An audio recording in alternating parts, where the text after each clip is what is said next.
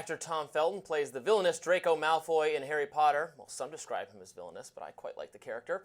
He was playing Switzerland on Sunday. Felton was baited on the red carpet at the Tony Awards, asked to weigh in on J.K. Rowling's gender-critical views. Variety magazine dialed in, asking if Rowling's anti-trans stance impact him or his work at all. Felton attempted to swerve a political gotcha moment, responding, quote, "I'm not really that attuned to it. I have not seen anything bring the world together more than Potter. She's responsible for that, so I'm incredibly grateful." That was a departure from his fellow Potter co-stars. Daniel Radcliffe, Emma Watson, and Rupert Grint have all publicly criticized the author's past anti-trans ex-posts and statements. Radcliffe, who played Harry Potter, even admitted to no longer having any contact with Rowling, the woman responsible for his stardom. British online magazine's X account reacted, posting, quote, Spiked magazine, "Good on Tom Felton. He has refused to join the J.K. Rowling witch hunt. Daniel Radcliffe and the rest of the ungrateful Potter brats." A Harry Potter fan also weighed in, saying, quote, "This is what privilege looks like, and we shouldn't ignore how much harm looking the other way because things don't affect us directly does. Don't be Tom Felton." I think Tom Felton handled this absolutely correctly, 100%. You don't have to, if you're an actor and you're asked about politics, you don't have to give an opinion. You don't have to have an opinion on everything. He is absolutely right. Even if he doesn't agree with her views, and it's fine to disagree with her views, absolutely fine. She is responsible for, if she's responsible for your entire career, all of your success, bringing joy to so many people around the world who love Harry Potter, even if they don't agree with her politics, I think you'd say, you know, you can say, I don't agree with her, but I love her and I love Harry Potter. Or you can just say, this is not my thing. I don't know. I don't have any view about it. I love Harry Potter. What can I say? That was the right way to handle it. I applaud him for doing so. I think it was better than how the main trio handled it. Other Harry Potter stars have done the same.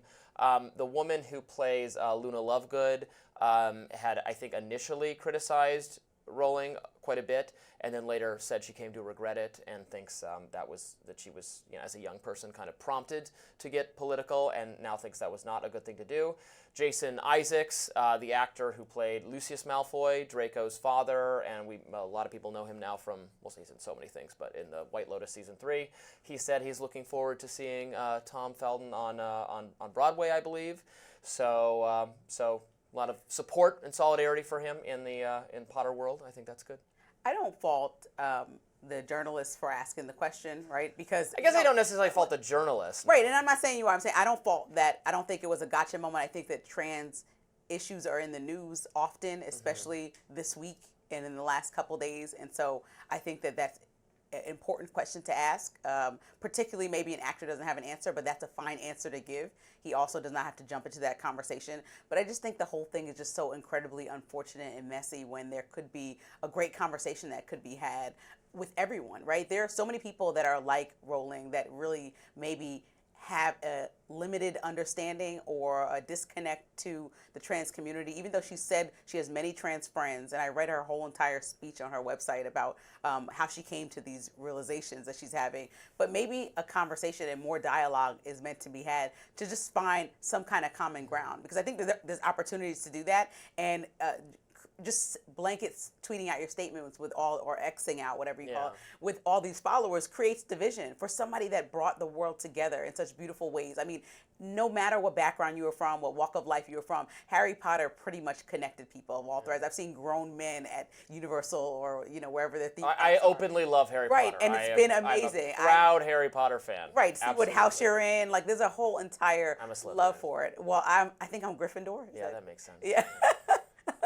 So I think that, you know, it's just frustrating. And just the same way in music, right? You have a musician that you love, and then they hop into politics, and now you have to make a decision. Like, do you have to make a decision about the music? Do you have to make a decision about the books? I don't think it has to be that extreme, but I wish there was just more dialogue. Right. Also, every actor doesn't have to be part of this conversation. They didn't ask to be the spokesperson for anti or pro-trans. They just really want to act. Most actors have very far-left politics that I disagree with, but it doesn't matter. I can enjoy their performance. I can separate the art and the artist. There's a lot of authors I like that have different politics than mine. It's totally fine. You can appreciate what they've done. I think that's fine.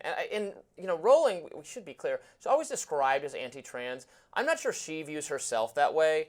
She certainly doesn't. Yes, she says that she is for.